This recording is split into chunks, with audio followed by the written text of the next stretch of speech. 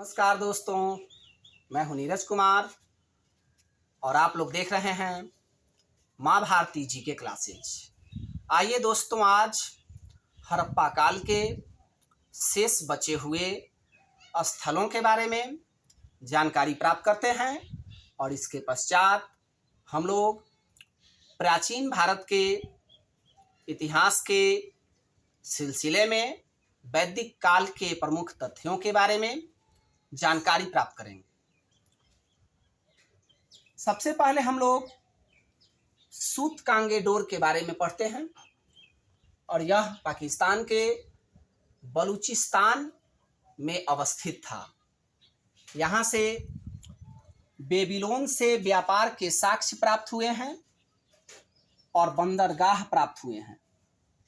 बंदरगाह के साक्ष्य इस बात के पूरे संकेत हैं कि हड़प्पा काल के लोग विभिन्न देशों के साथ व्यापारिक साझाकरण करते थे। इसके अतिरिक्त यहाँ से 3 संस्कृतियों के साक्ष्य प्राप्त हुए हैं। ऐसा लगता है कि हड़प्पा काल में 3 मिली जुली संस्कृतियों का प्रादुर्भाव था। आइए दोस्तों, अब देखते हैं मांडा नामक स्थल के बारे में। मांडा भारत के जम्मू कश्मीर में अवस्थित था और यहाँ से शॉर्ट ब्लेड, हड्डियों के बानाग्र और मुहर प्राप्त हुए हैं। बानाग्र अर्थात हड्डियों से बने हुए बान के अगले भाग जो काफी नुकीले होते थे, और यहाँ से मुहर भी प्राप्त हुआ है। दोस्तों, आइए इसी सिलसिले में देखते हैं सूतकाकोह के बारे में, और यह बलूचिस्तान के पेरिन नामक स्थान पर अवस्थित था।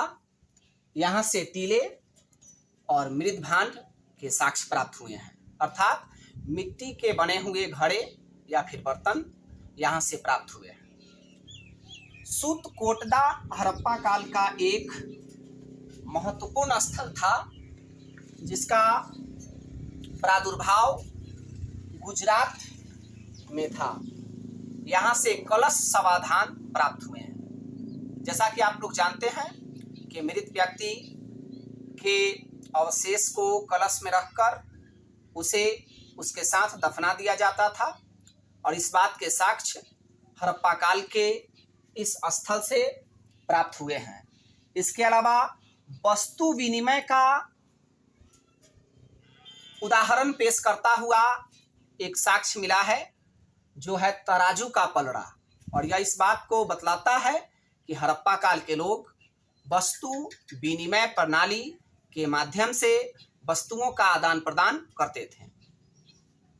अब आइए दोस्तों, देखते हैं प्राचीन भारत के प्रमुख अध्याय वैदिक काल के बारे में।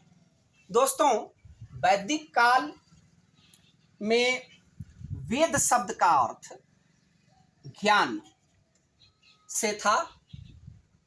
वेद का अर्थ ज्ञान है, और वैदिक काल में सबसे पुराना, सबसे प्राचीन वेद ऋग्वेद को माना गया।